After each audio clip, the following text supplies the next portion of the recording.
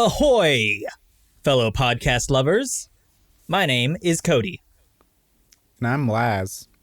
And we're not just across the pond, but across the other pond. pond. The show where we barely bear bears when there's a pause with their paws, and I can barely make bear jokes.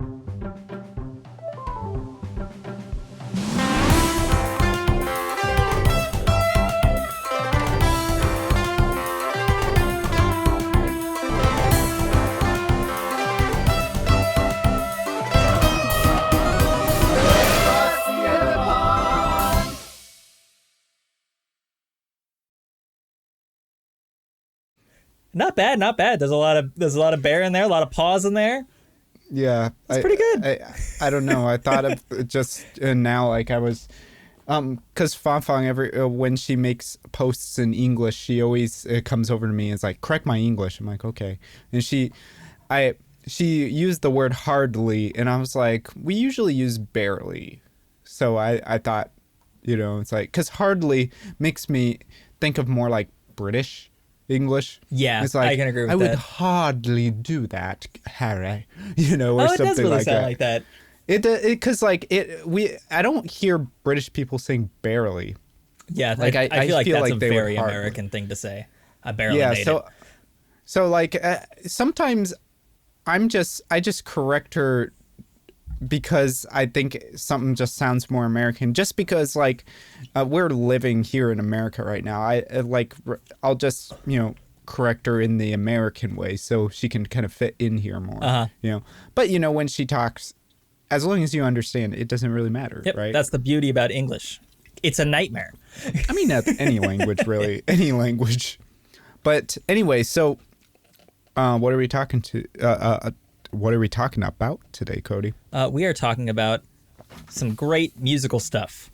Plugins that you use on your computer, for example, in your DAW. I don't know what that stands for. I can't remember anymore. Digital Audio Workstation. There you go. Thank you. Versus using real instruments to record stuff. I love talking music with you, Les, so this is going to be a great episode. I can already tell. Yeah. It's like... And this is something that I have... I mean, like, pretty much every composer will think about. Because, like, even nowadays in, like, higher up places, like really fancy studios, they will still track libraries, like instrument libraries, over real instruments, because sometimes they just are looking for a certain sound. And sometimes some of these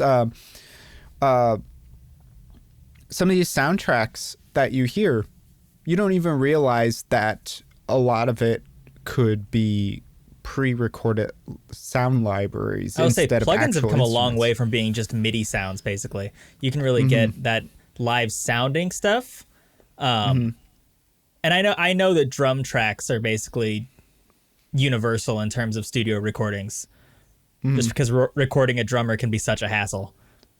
Well, I mean, the other thing is with drum sounds, like they're a lot more simple than some of these really complex sounds that we hear. Like one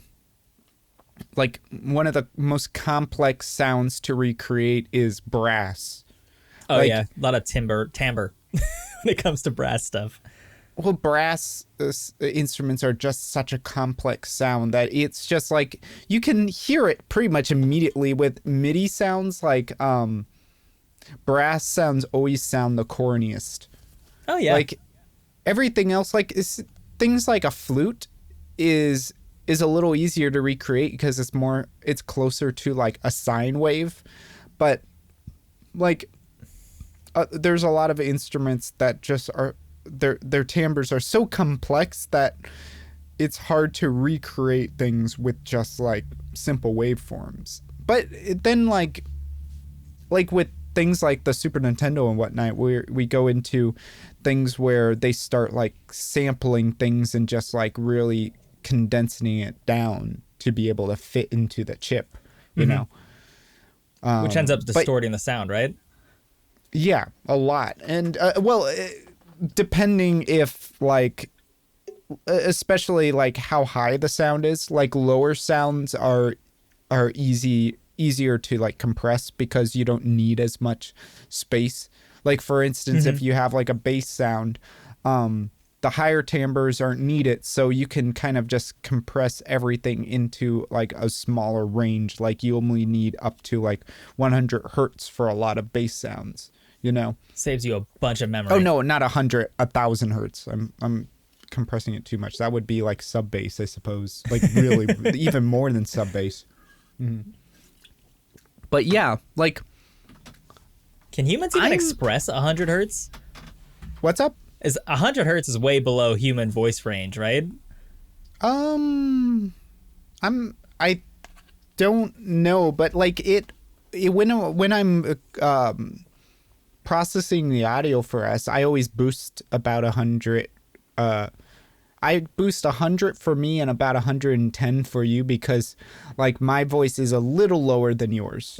You have a little more of a tinnery twang to your voice. So like I don't overlap it because then we wouldn't be able to hear the difference between us, especially when we're speaking together. Yeah. So I like get that. so it's just like a 10 hertz difference, but like even those little small allocations of frequencies can really shine through a mix if you do it well, you know. But that's not neither here or there. We're speaking about the plugins. Samples themselves and plugins. Well, I think it more samples would probably be a better way of that makes more sense. Sampling instruments and creating plugins to use those. As a composer, how many samples do you think you've worked with? I have no idea. Like there's so many sampling libraries that we all use. Like, and it depends on what kind of genre you're working with. It also depends on like what feel you're getting for it. Like with more of the retro stuff, you know, like especially 16-bit stuff is all that really shitty MIDI that you're used to from like the old SNES era. Yeah. And the same with like Sega Genesis, but at the same time, like Sega uses a different they usually use like I forgot what the instrument they actually use for most of the stuff. It's like a Yamaha synthesizer, like the SR302 or something like that. I looked it up one day, but I forgot immediately. But for like the SNES, a lot of them were like sampled instruments. They were just super compressed to the point where they were barely recognizable as the instruments they're supposed to be anymore. But if you listen to them, they are recognizable enough to say, hey, that's a tuba sound, or hey, that's a flute sound. And it sets it apart from the SNES that went full digital, right? They didn't sample any. Well, isn't that what I was talking about, SNES? You were talking about the Genesis. Well, I was just talking about the SNES. We were talking about the Genesis before that was using like a synthesizer chip. Right, which would set it apart from the SNES, which didn't use a synthesizer chip, right?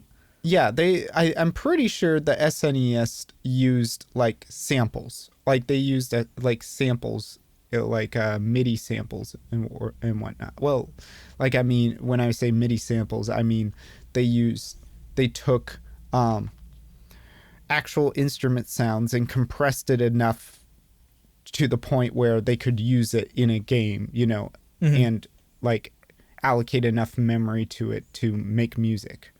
So like, I think it's actually kind of interesting to see like these sounds as separate from the original instruments they were trying to copy. Like for instance, like to see MIDI violin as a sound in and of itself rather than a copy of the violin. You know what I'm saying? And like, it makes sense. They're totally different tones, basically. You can tell what it is, but you're going to be like, that's a MIDI violin. Yeah. I mean, like, the MIDI violin is such, like, a gnarly kind of, like, what is it, scratchy sound.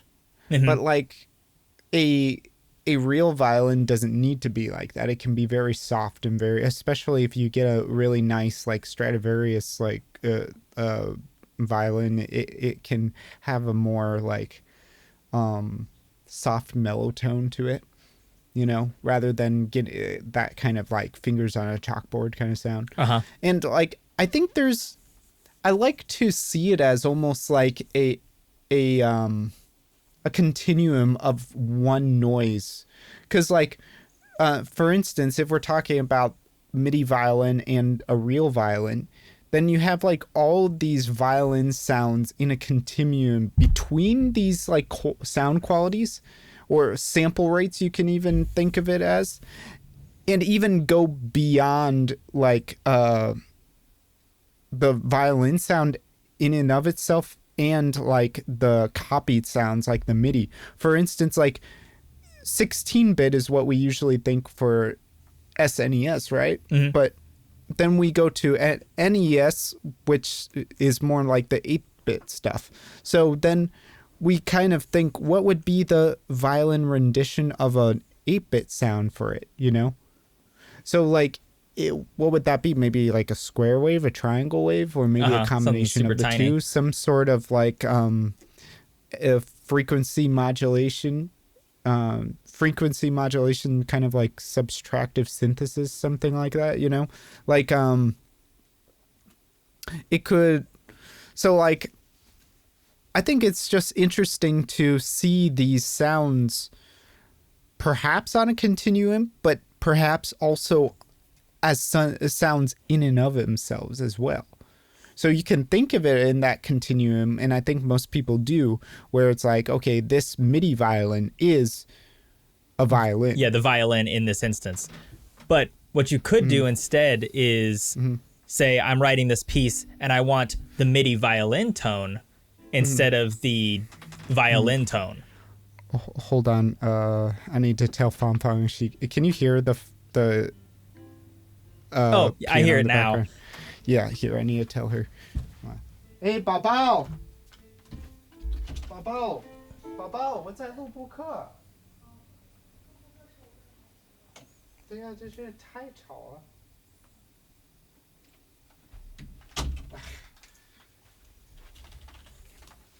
Sorry about that, folks. Like, Fanfa just likes to play piano. I just had to rain on her parade really quick. Yeah. But like that's something we can segue into. One of the amazing things that I think sampling and stuff has brought about is that pianos can play all of these different varieties of instruments with that sound, basically. Like really expensive pianos and keyboards have all of those insane plugins already built in. So you're like, I need a little quick viola tone that sounds close. Let me just flip my piano over to it and I can play it real quick and record that. Well, I mean, that's like MIDI keyboards in general, right? Like you can just like hook it up to your computer and just like pull up any sample library and you just presto, you have a whole orchestra at your fingers, you know? Which is so insane to think about. I bet people, composers in the 50s are probably so mad looking down. Well, you know, like, I mean, like back in the 50s, like back then they were starting to get funky with like all those different synthesizers tape recorders and whatnot. Stuff. Yeah. Yeah. Tape, like magnetic tape really changed things with like musique concrète. That's what I was just thinking about, actually, because I learned that phrase earlier this week, musique concrète, which was just the loudspeakers on the stage and listening to music as music instead of the instrument. Well, like musique concrète was like it was pretty much just like using magnetic tape to make music through, like, I don't know, it's a because like if you have me listen to a song, like I can tell you if it's musique concrète or not, but like it's kind of hard to pinpoint how to describe musique concrète. Have you ever listened to like what's his name, not Belaise, or what's his name, Boulez maybe? I think Boulez sounds right.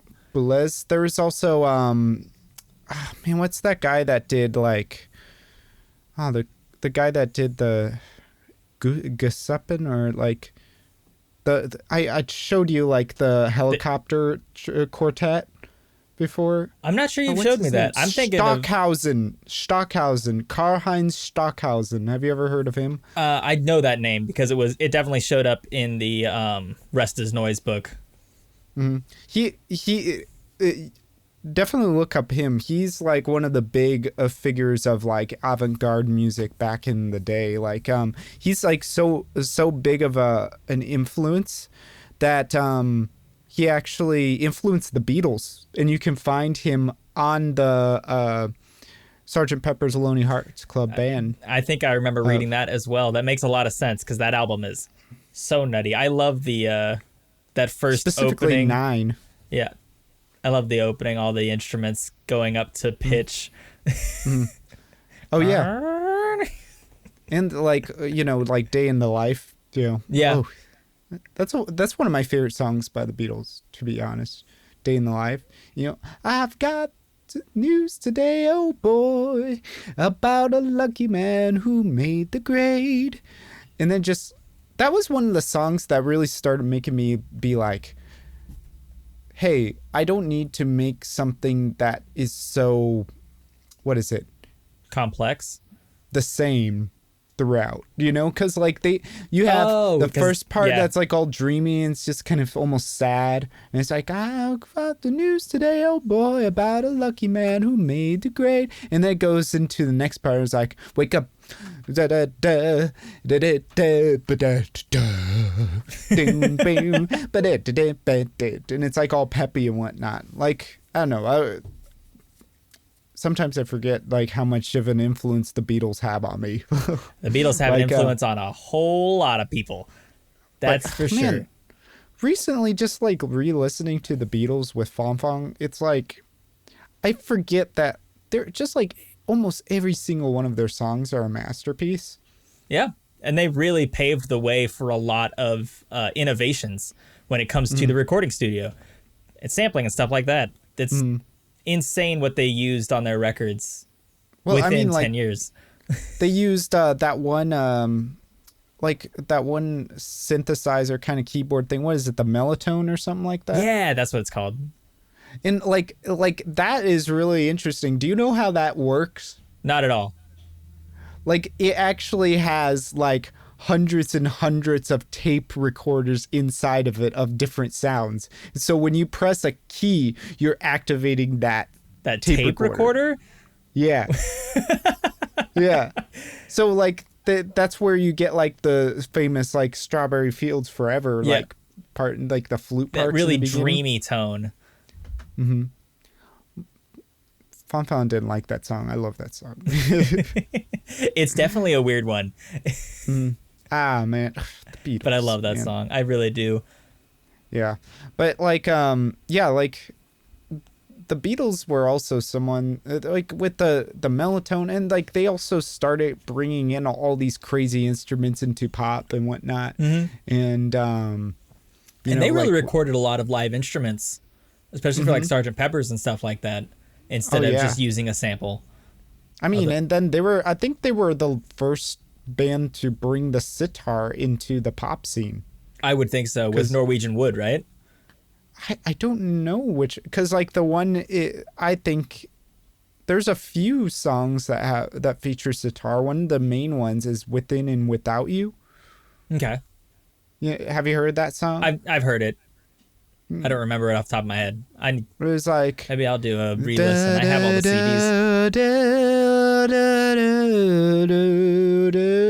Between us all, na, na, na, na. And it's got the strings and whatnot in it. Oh man, it's a good song. But let's see. So going back to samples, nowadays, a lot of composers, when they're making an orchestral piece or whatnot, especially in film and video games, like they'll just like do it at the computer on MIDI. They won't actually write the score until later on, after they're done with all the MIDI stuff in the DAWs. So they're basically transcribing their own work instead of writing it out to start with. Yeah, like I don't know. I'm not really sure. I think most composers work like that nowadays. I mean, it makes sense to me. I like to write when I'm writing a guitar thing.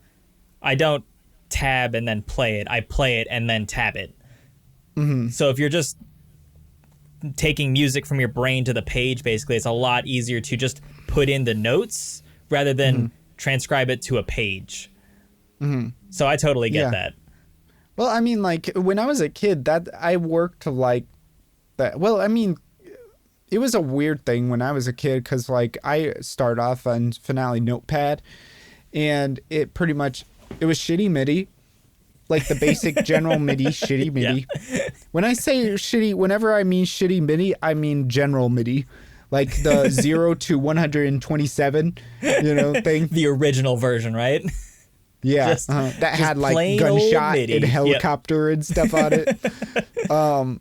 But like, yeah, like I was working on that. That's where I started. And like, what I would do is just drag notes on the screen. I wouldn't have a keyboard or anything. I would just drag notes until I thought it sounded good,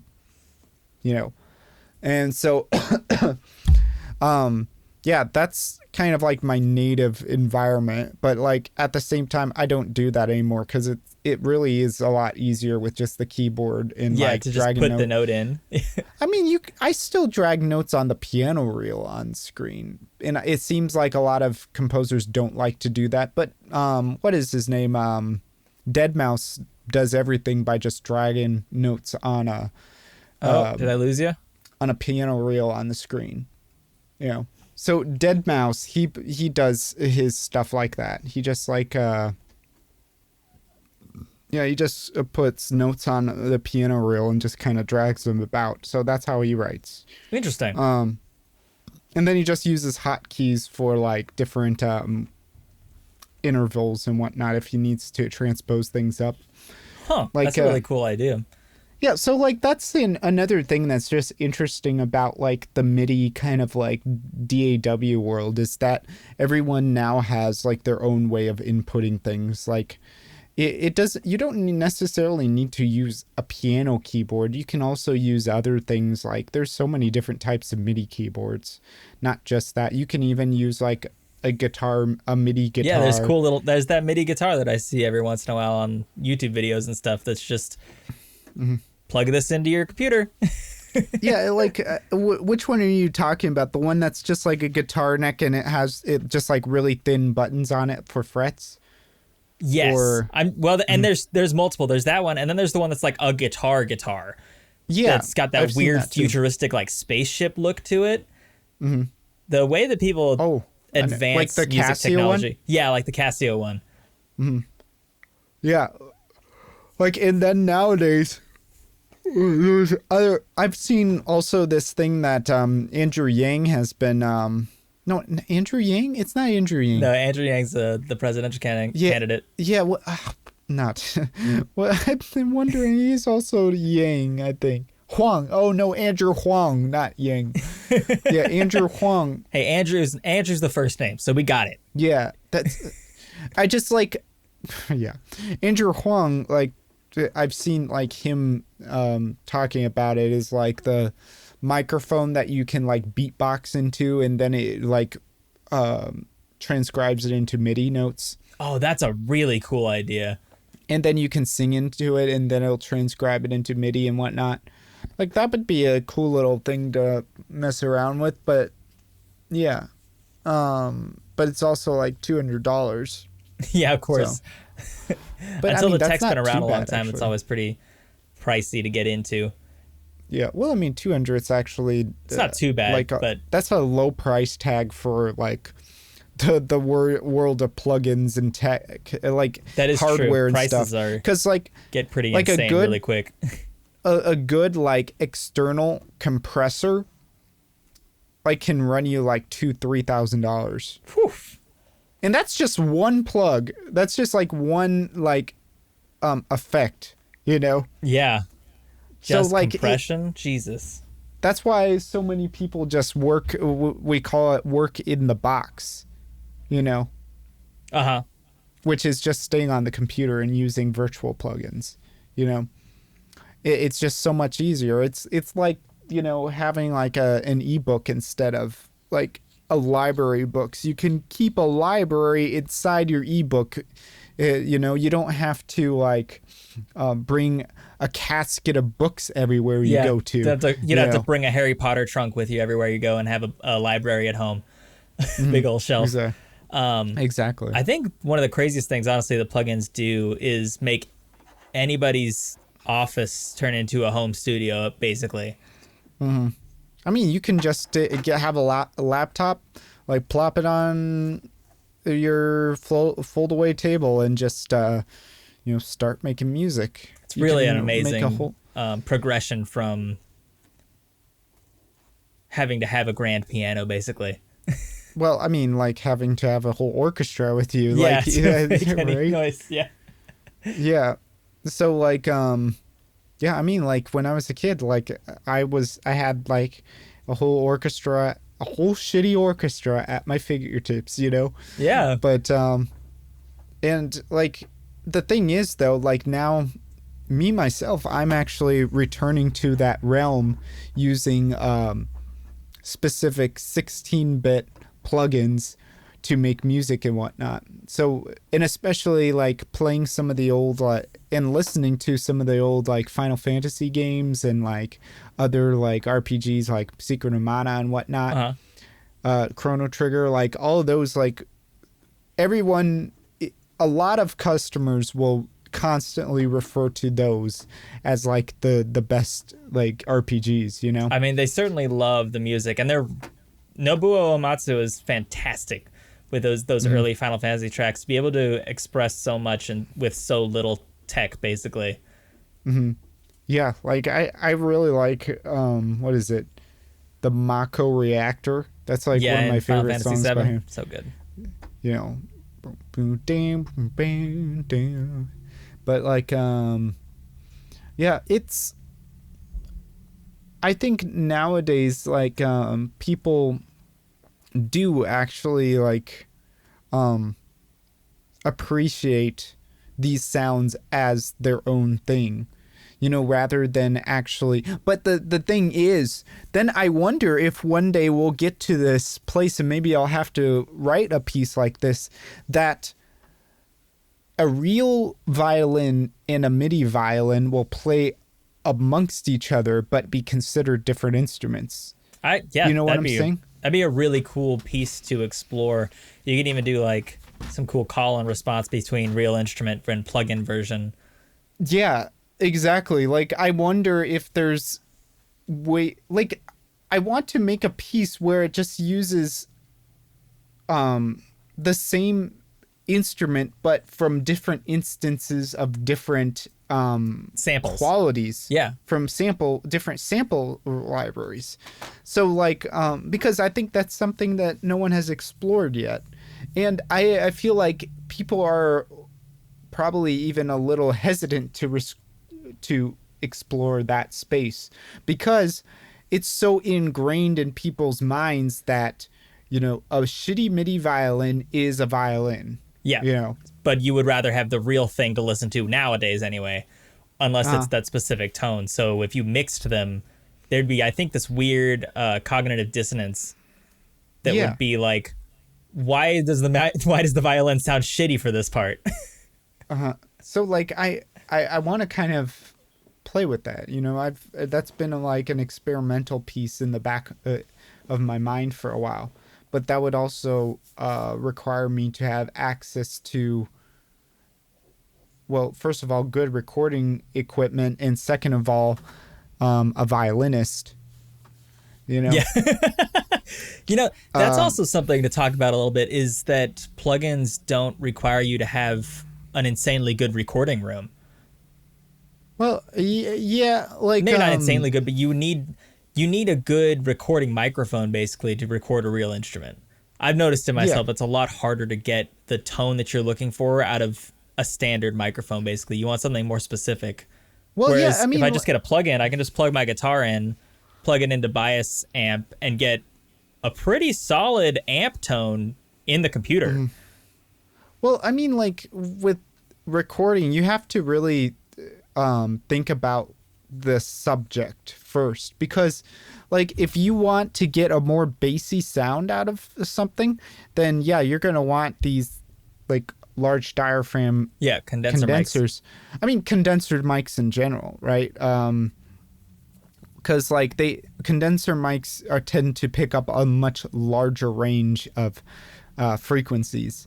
But if you need something like that's not so much like of a range, but is going to be like real loud, then you're going to want something like a dynamic mic, you know, because they take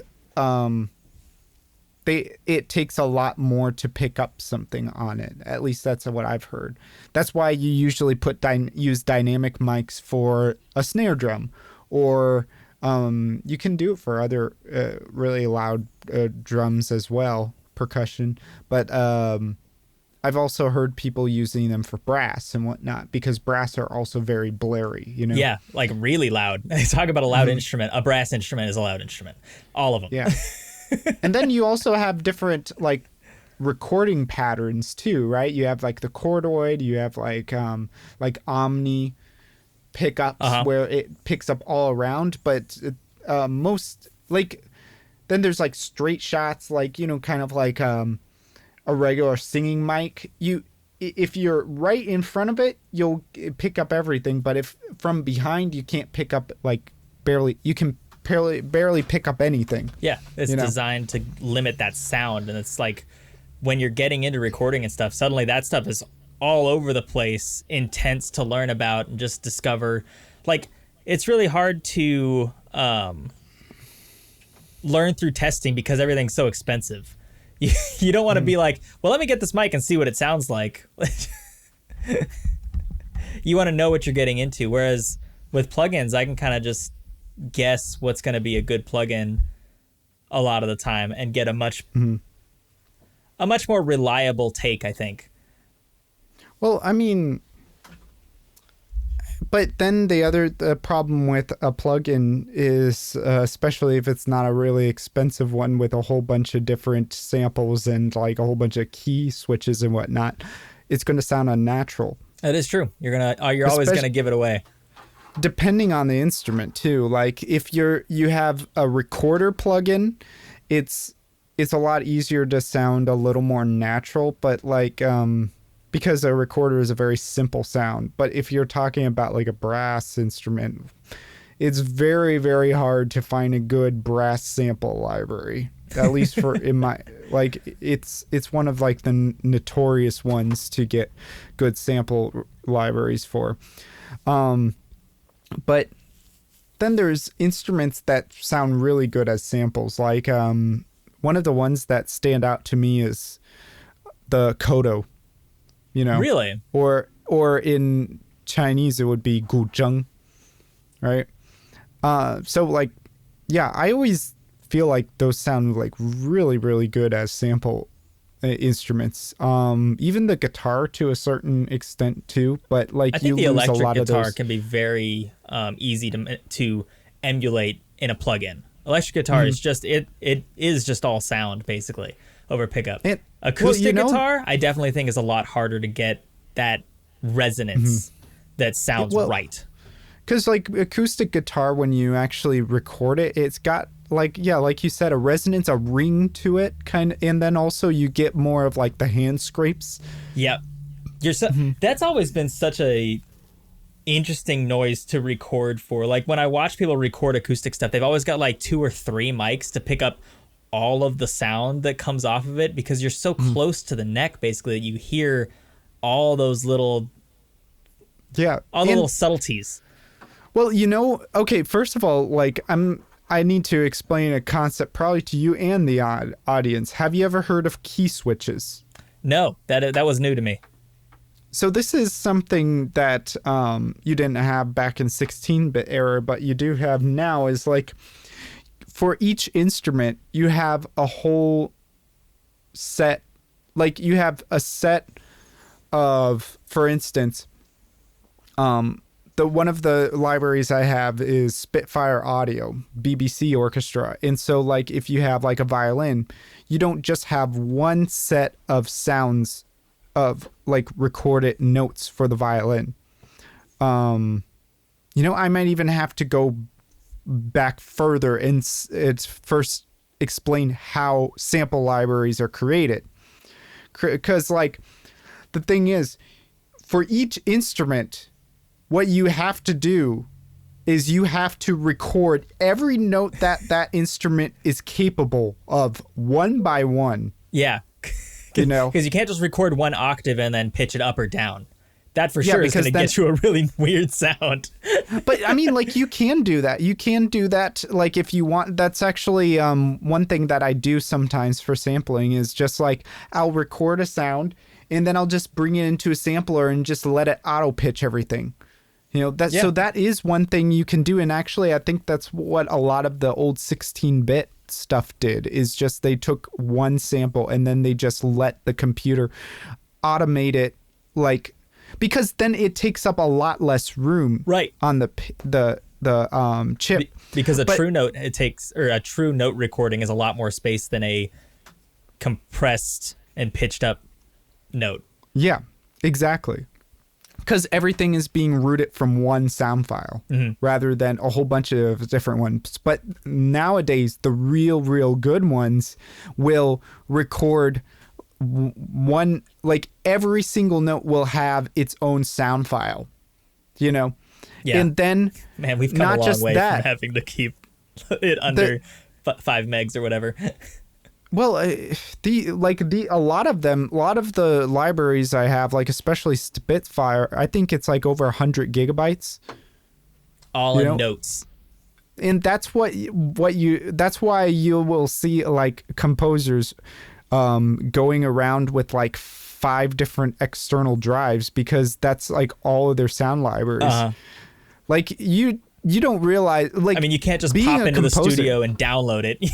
It'll take you like 5 hours. Well, like being a composer kind of forces you to be an IT guy nowadays. Yeah. Because like you have to know like the capabilities of your computer, or else you're going to, like, I remember, when I was in China and I first got a Focus, like one of these smaller Focusrites, I was wondering, like, why am I getting all these crackly sounds and whatnot? And lo and behold, I realized it's because I was overwhelming my CPU and my RAM, because I was using like 40 different tracks all at once. I can't do it. I'm just a computer. On one iteration, because like some plugins allow you to have like one iteration of the plugin, but you can actually bring up like many different instruments on the same iteration of the plugin. Right, so now you're accessing it over and over and over again. Yeah, and you don't need, because like an iteration, like putting it on a track and bringing up the plugin on one track actually takes up a lot of RAM. But if you have like multiple instruments, it's not iteration, I should be saying instant. So if you have multiple instruments on one instance, then you actually you budget a lot more of your CPU and your RAM. Okay. And so it won't overwhelm things. And if you overwhelm your system, it's very obvious. First of all, one thing that can happen, crash. Yeah, that just kills it because it can't handle it. And that has happened to me many times. I remember like the worst one that I had was back when I was using GarageBand. And I finished this really awesome piece and I was really happy about it. And then, boom, crash. And I saved it. But the thing is, what happened is I tried to open it, boom, crash. Try to open it again, boom, crash. It was perpetually stuck in crash limbo. Yeah, it was just like you open it, it just automatically crashed. And that has happened to me multiple times. And I didn't realize until later on it was because I was overwhelming my system, and I just at that time I didn't know about it. Yeah. I was like, not very fucking garage knowledgeable stuff. But like, and it happened to me in China too, like, but didn't crash. It was getting crackly. Uh-huh. It was getting close to it. It was getting that. Because like, well, it was giving what you a warning happens sign. is like, well, it gets crackly because it can't, it only like, there's two things that could happen when things get crackly. It's like dumping like random garbage data at you, or it can be that it's trying to fire the MIDI points and like the what is it? The files that 对应那些音, how do you say that? Like no idea. Like it's trying to fire those, because MIDI notes always like equate to a music file, and so it fires those files when it hits that MIDI note. And so like once it gets there, if there's not enough RAM to keep like to put all the samples in, then it's just going to like fire like I think it just fires garbage data at you. That's why, or it just will fire half of it or something like that, because sometimes you hear like a little bit of the sound and then just like this like or like kind of like blips and stuff, you know.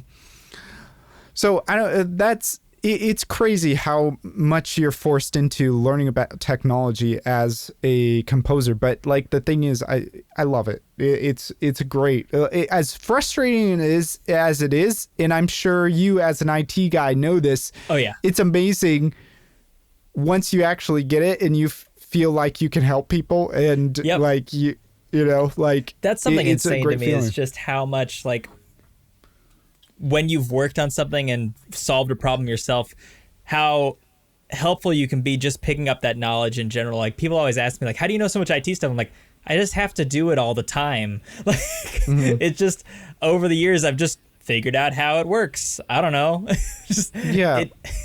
Because I don't feel like I ever like, I learned how to do this. It's just like, you just naturally pick it up as you have to keep doing it to get it working. So music feels that way to me as well. Sometimes you just gradually just keep doing it over and over, and suddenly you know what sounds good all the time. Sure, you can learn the theory to help, but you're gonna find it eventually.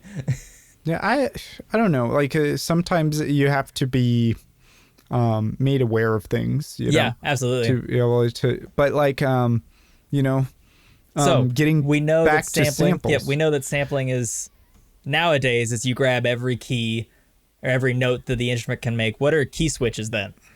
So key switches, there is the note values themselves, like the frequencies and whatnot. But then there's different ways of playing those notes, right? There's staccato, duration, legato, timbre, the articulations. Yeah. And but not just that, but then you also key switches can, so you can have like, and this is actually what a lot of composers like in film and stuff do nowadays, is they will actually have an entire template of hundreds and hundreds and hundreds of tracks open so they can make like songs and whatnot. So they'll have like one group of tracks is like the violins, and it's going to be like the first one's like violin sustained, violin, and then there's right under it is a track for violin staccato, and then under that is like violin tenuto, and then under that is violin legato, and then violin harmonics, and then violin pizzicato, and then violin like, you know, collegno, you know, and then violin like there's so many different ones. There'll be like 12 different tracks for like one violin. I was saying, you don't even really think about it instrument. When you're just an instrument. It's like how many different ways there are to play something. So every instrument will have like all of those, and like you can either do it like that, how they do it, like have multiple tracks, or you can do something called a key switch, which is utilizing, so like most instruments have just a very like, for instance, a trombone usually is said to have like, let me see, the normal range is about like E to a B flat. So you have about a range of like 3 octaves, three and a half octaves. So that means that under that E2, there's a whole bunch of notes not being used. So on the MIDI keyboard, you actually use those notes to not activate the samples, the sample notes, but to actually change the set of notes. So you might like be playing the lowest notes on the keyboard that never get used to, for instance, change from staccato to legato notes. Okay. Yeah. And then on a trombone, for instance, there might be also note sets for doing like portamentos, like so like you might have like sound effects like that. There'll be like a whole set of that. Unlike harp plugins, you also have like a set where it's like these like crazy slurs or like these, like they also have kind of like portamentos, but like artificial portamentos, which are more like glissandos. Actually, glissandos. Yeah. Do you know the difference between a glissando and a portamento? No. I know what a glissando is. Well, a glissando is not what a trombone does. That's not a glissando. A glissando is actually it's more like a guitar slide, isn't it? Yeah, it's more like a guitar slide because a guitar is fretted. So you can't get the notes between like the half notes. You can't get those. You when you're sliding down, you only can't get like the microtonals. You're only hitting the notes. Yeah. Yeah, exactly. And that's also what a piano and like a trumpet can only do is like glissandos. You go down the chromatics like really fast and it just sounds like a blur. But each one is hitting like exactly on that note kind of thing. That is a glissando, but a portamento is like everything in between. So like a trombone can do a portamento. Yeah. A violin can do a portamento, but like guitars, unless they're like unfretted, fretless, yeah, like they can't do. Yeah, fretless guitars can do a portamento, So that's kind of like the difference between a portamento and a gliss. So like there's your little music theory lesson for the afternoon. Yeah, I guess I never think of those things as music theory. I just think of them as music, Yeah. Like normal things. I bought a music theory book to teach students with recently, and I looked at the beginning and it's like, what is a note? And I'm like, this is music theory? Yeah, I mean, music theory is basically just describing music into a language that you can understand. It's insane how much is covered. That's a good way of putting it. Yeah. That's a good way of putting it. I've never actually thought about it. Because, like, the stuff... I always thought of music theory as the grammar of music, But, like, I forget that it's also the orthography of music, Yeah. It's the whole way that we can talk to each other about music and understand it. Because if we all just had our own version of music theory that we came up with words... We maybe didn't know what a note was. We'd just be like a sound. So well, you know what's it's like really a dictionary, basically. You know what's a really interesting thing that was how like things were described in Chinese back in the day is like, and like in Japanese too. I wonder what's the difference in Japanese actually, but like back in the day, nowadays, when we say sound in Chinese, we say 声音, which 声音 just means sound. It's like all over, but it can also mean voice. Okay. Like you say 你的声音, it's like your voice.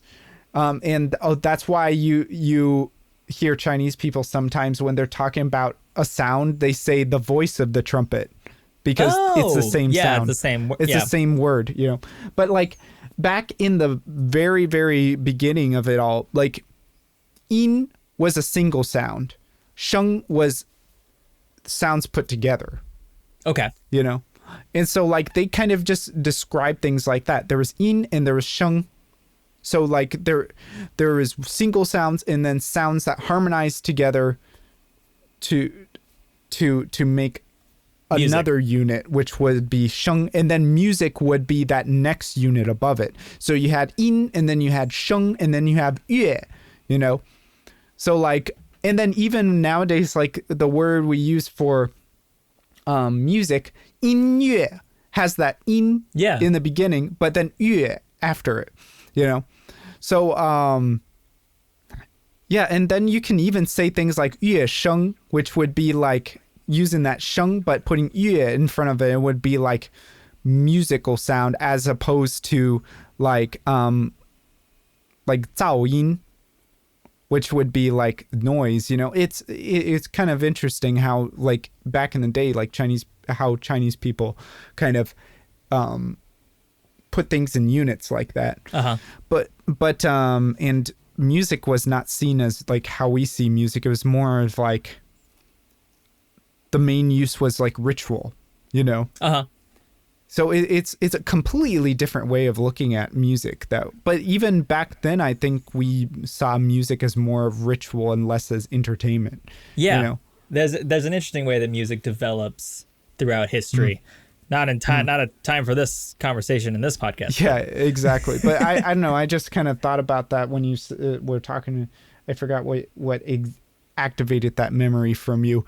But like, yeah, going back to the key switches, this is actually how you can get like more natural sounding performances out of your sample libraries. Is like, because back in the day, the only difference between a staccato and a legato with 16-bit stuff was that the duration, purely the duration. Yeah, not tell the difference. how Yep. like the note like was attacked or anything. It was just pure duration. It was just like you play the note, you just tap it shorter or something like that, or you literally just on the screen make it shorter. You know, so a staccato note wouldn't be a staccato note in its shape or even in its like attack or anything like that. It would be a staccato note by making an eighth note into a 16th note, you know? Yeah, it's just a little trick of the sample, basically. Yeah, but now exactly. what you're saying with key switches, you can just add a staccato note, an eighth note staccato note, and it's going to be the way you want it to sound. Yeah, and it'll be shaped because like the embouchure kind of does a little bit of a thing. Well, not more the embouchure, it's more of the tongue. When you're like, for instance, on a trombone or any brass instrument, you kind of make a T sound. Yeah, you get that burst of air to get that staccato note. And it's not like a super big burst of air like a P sound, but it still has enough air to kind of like give definition to each note. And like, so like there's a different kind of shape to the note. But if you just take like the sound of a sustained note and just cut it shorter, it's just it's going to sound very artificial. Yeah, because you don't get the gradual end or the like the natural end of the note. You're just cutting it. It's just like if you were to listen to a recording and cut it off in the middle of it. Yeah, you're like, that note didn't end. Well, it's almost like cutting off a waveform in the middle instead of at its cycle point. Yeah. Because like if you do that, have you ever noticed that if you turn on certain or cut off like certain recordings at a certain spot, it will make this like high pitched like click sound. Yeah. Or like I do this in my car sometimes when I'm listening to radios and stuff, as I'll very quickly turn the volume knob on and off. So I'll either have it where it's matching the song basically and it comes in like a swell, or you get offbeat and it's really weird. Yeah, and it's like it just makes that really high pitched kind of sound. Yeah, and that's actually because you're cutting off a wave at the height or the lowest low of its amplitude. like waves. Yeah, of its amplitude, because you're going from like one amplitude to another really quick, and it just like it's like a big cliff drop. Yeah. Or like and it just like that sudden difference just almost throws out like garbage data at you. Yeah, you know, like your ears are like, I don't know how to explain this to you, so it's just gonna be this sound. Yeah. So like, yeah, like and I don't remember why we started talking about this. I'm gonna be honest, I'm totally lost as well. Yeah, my brain has been kind of fried. The for artificial sounding of a note when you have the duration long and you just cut it short. Yeah, that happens a lot, especially like with really bad plugins. Like you can hear that. I remember when I was using like this one 8-bit kind of plugin. I forgot what it was called, but like yeah, this is just the podcast of me forgetting everything. But I remember specifically every bass sound that I made out of that, it would have this weird click at the end. But you know, to be honest, I think it was because back then I didn't know how to use attack and release envelopes. So so that's the thing. If you put an attack envelope all the way at 0, or even the release all the way at 0, it just comes in suddenly from like this high amplitude, and it makes this like pop sound. So like, and the same thing when it releases too, you know? So if you want to get rid of that, all you have to do is just make the attack slower and the release slower, you know, and then give it enough time to kind of like, you know, like fade in and fade out. Mm-hmm. Yeah. So like, yeah. There's so much to learn regarding plugins and stuff. I will say like being a one instrument musician basically that I am. I play just basically guitar, string instruments. It's insane to me to look into plugins and stuff and try to understand all the different ways that the tech works with itself. Like when I look in Reaper, for example, and I'm like, okay, I'm going to record myself a little track. And I record it, and I'm like, okay, I'm going to look at the effects plugins I have. It's insane how much stuff you can edit in there. And I'm like, I don't even know what any of this does. So you just start turning knobs, basically, trying to figure out what the difference in the sound is. Well, yeah, and sometimes the thing is with these things, they can be so subtle. Like, especially compression. Like, even I've been trying to learn how to really compress things correctly for like years, and I still feel like I don't know what's going on. Like, I feel like one day I'm just going to really have to take like a whole month to really get compression down. Everything else seems fairly straightforward. It's just compression is like one of those things that just don't make any sense to me at all. But like, I mean, this also comes down to how good your speaker setup is almost, because those subtleties you don't hear with a simple rig. I would say like your laptop speakers aren't going to get the nuance of like Atom Audio 5-inch speakers. Well, like the thing is like every speaker has a different response range, or like a frequency response range, and it can actually sometimes, and this is why you don't want to mix on like regular headphones or like regular speakers, because usually the frequency response range is like, it's not flat. And what happens is that when you have, and it's the same thing with microphones too, like when you have a sound coming out of the speakers, there will be certain frequencies that are more pronounced than usual. For instance, like you might have like a more bassy frequency response curve. And so then like bass notes coming out of those speakers will be more pronounced. They'll like be like, it's almost like just the bass is like turned up a little bit all the way with volume. And it's the same with microphones. Like there's some microphones that like there might be like one blip in the frequency range that is like, it just can't pick up. And so when you try to pick up that frequency, it just won't pick up. you know. Huh. And that's because of just like the build of the speakers and the microphones. And that's actually why you want to get studio monitors, because they're built to be as flat. Well, they're trying to be as flat as possible. Yeah, to give you the best fidelity. That's what I'm looking for. Yeah, that's actually, I never thought about that. That's what that word means, doesn't it? Yep, high fidelity. High fidelity. Yep. It means because fidelity means you can trust it. I never thought about that. That's interesting. I've never thought about that.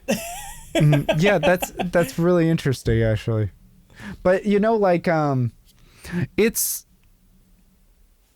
these things are all super important once you actually start making your own studio and you start like mixing and whatnot, because you forget things like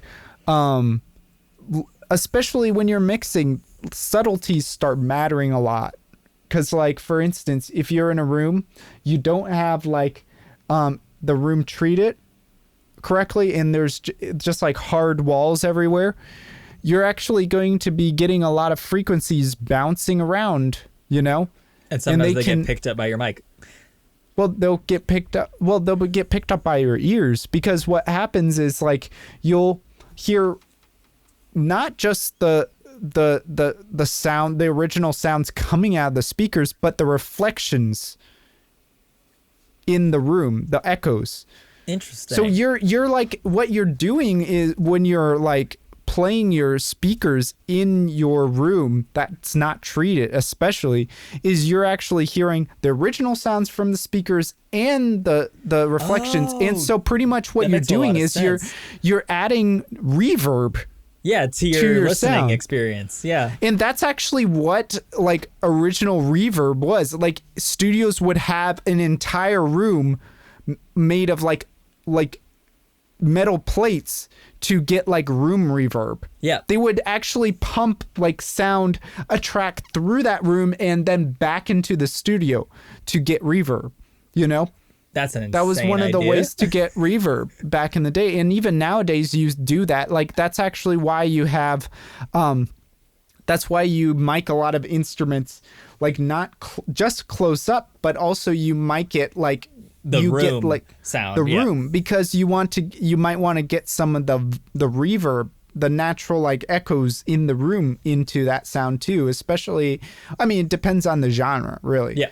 I mean, that's something about like, I remember back when I was in high school working at the guitar store, we did a lot of like tone chasing basically, which was like you dial in an amp to try to match somebody's tone. One of the hardest things to match was a live sound when they just crank that amp as loud as possible. You're just not going to get that in a small store because you're going to blow everybody's ears out. Well, I mean, and also it's like a completely different environment. It's kind of like, I remember, and you probably remember this. Reverb. Well, you probably remember this when you were in band too, is like every time we would go into the big auditorium to play a concert, the band director would always say, okay, you're going to have to play staccatos, even more staccato, because in here they echo a little bit. Oh, I don't think I got told that. I don't think I was in a big enough auditorium. I didn't understand it back then. I didn't know what that meant, so I just kept playing like normal. They never explained it to us, and that's just them being a bad teacher, I think, because like they didn't realize that we didn't understand, you know. Yeah, just to say that and then be like, but we haven't practiced that, so we're just gonna play it normally. Yeah, okay, I think we just kind of brushed it off and been like, yeah, you know. But anyway, like, what was I gonna say? Yeah, like each environment you have to kind of, it's almost like you have to tweak your playing a little bit. It's kind of like, have you ever noticed like even on guitar, like with your hands, like in like hot weather, it feels a little better than cold weather, because if you're in cold weather, it's like all of a sudden your fingers kind of cramp up and they just can't move like they usually can. Oh yeah, it's an insane difference. And with brass instruments, it's even more pronounced because the brass expands and like shrinks like according to the temperature. So if it's cold, the whole instrument gets like like duller, and like, or no, it gets a little more brighter, and it gets like much sharper because the instrument itself is actually getting compressing. smaller. Yeah. And so like in hot weather, it gets duller and it gets flatter, you know? Yeah, because now it's a larger instrument than it was before. Yeah, and you just have to like fix it with your embouchure a lot.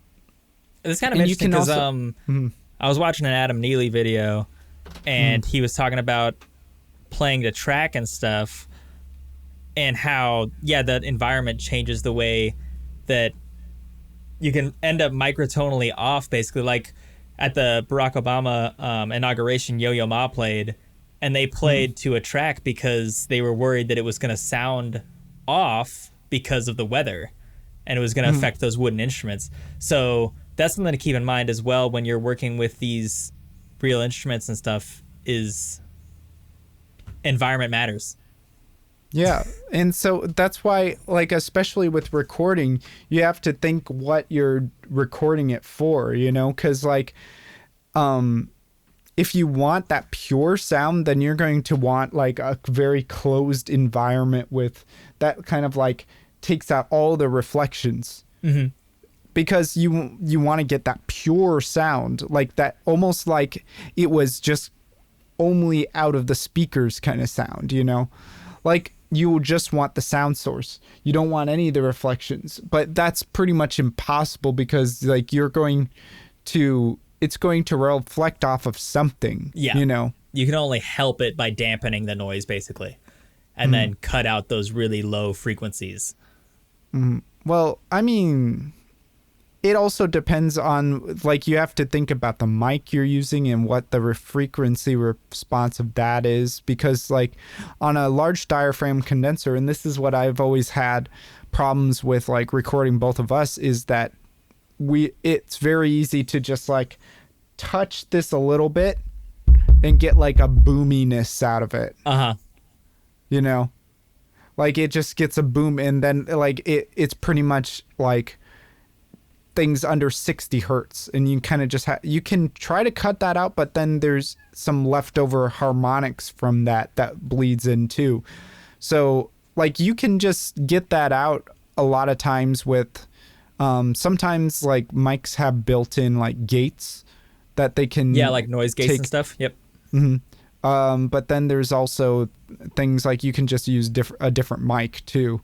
Like a dynamic mic probably might, I don't know. Like I'm not very good at recording, to be honest, so I don't want to blabber on too much about it. But that's all like, theoretical at this point for us. But anyway. Yeah, like there's so many things. Like I've noticed with like recording brass instruments, I can't record, especially with a large diaphragm condenser. I have to turn it down all the way, and then I can't put it right in front of the instrument, or else it gets really blurry. If I want to get a more a more mellow sound, I put it like about a foot or two away from the bell, you know, to the right or left of the instrument, or I'll just back up. But that also gets a different sound too. So like the placement of the mic also gets different sounds. And bringing this back to sample libraries, there's a lot of libraries out there, especially the high, and pretty much only the higher ends actually. They will give you different mic placements. So not just like you have the 12 different like articulations and stuff, you also have different mic placements. So you're on getting each another one too. different sound. Gosh, you really don't think about, or when you first start getting into stuff like this, you really don't think about how insane it is to get every type of sound you can get out of an instrument. Like, I bet you a lot of people, when they start building those plugins and stuff, when this first started, they're like, okay, let's get all the notes. And then somebody was like, well, what about if we get them all staccato? And you're like, fucking okay, gotta add them all staccato. And then like, it's like, you think you're what done? if we want to put the French horns on the roof? It's like, we want to know how the French horns sound like on the roof.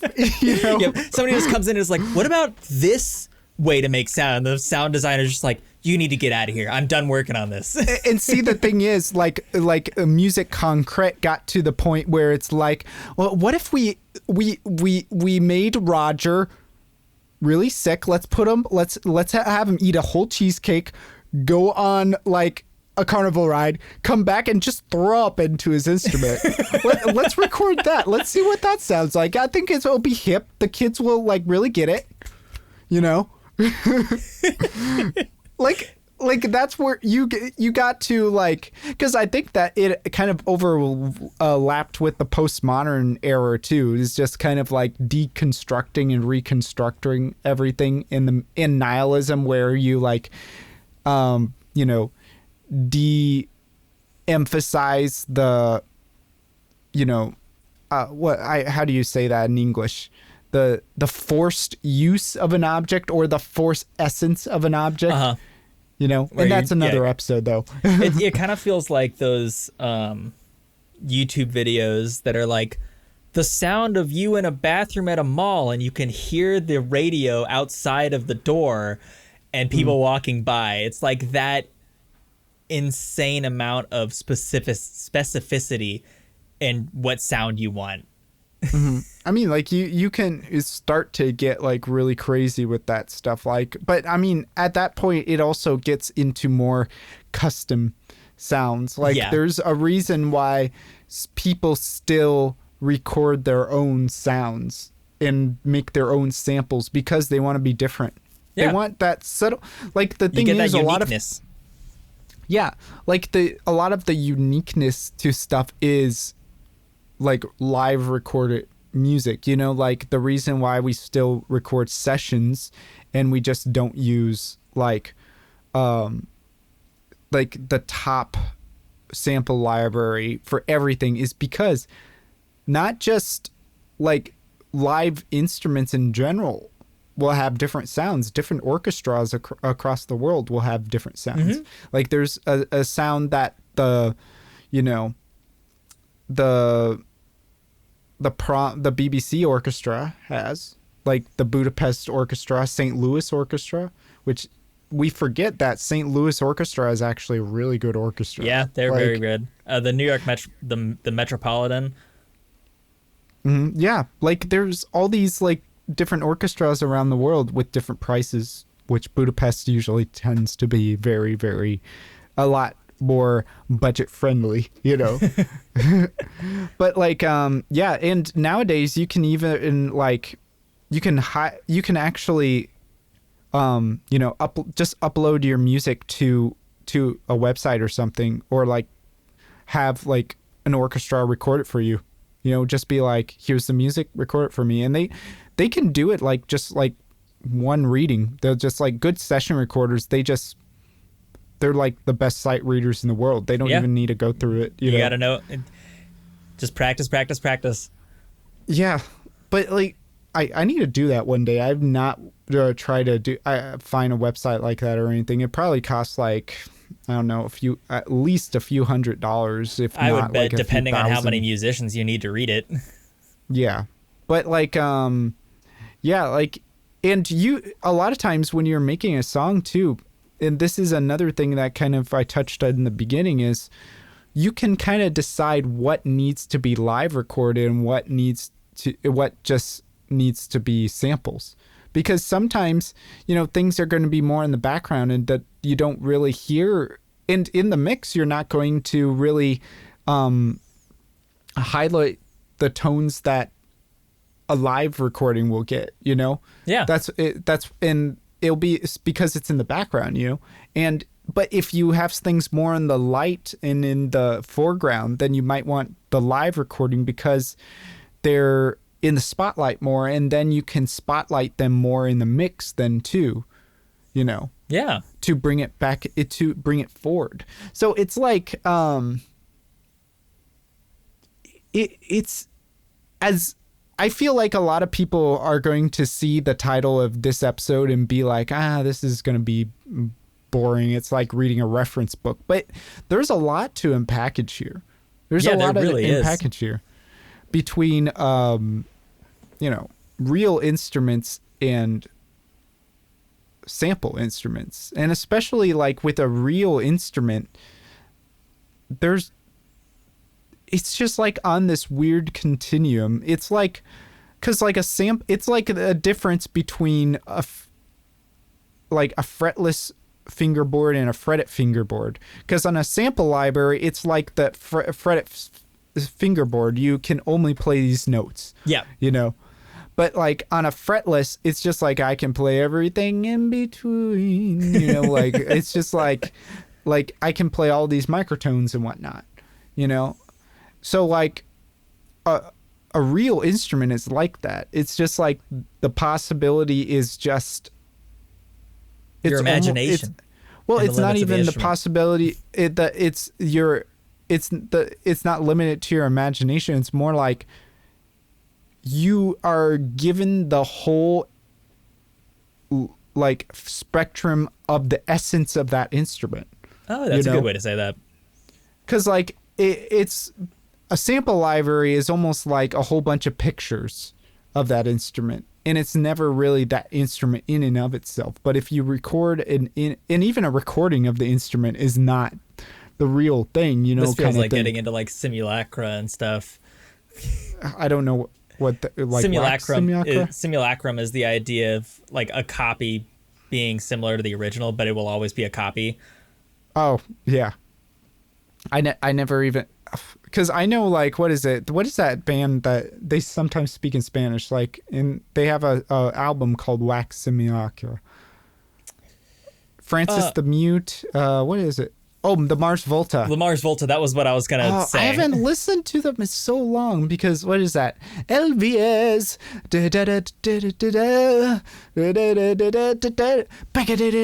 LVS. Like, man, they had some good songs. Oh my God, I need to listen to them again.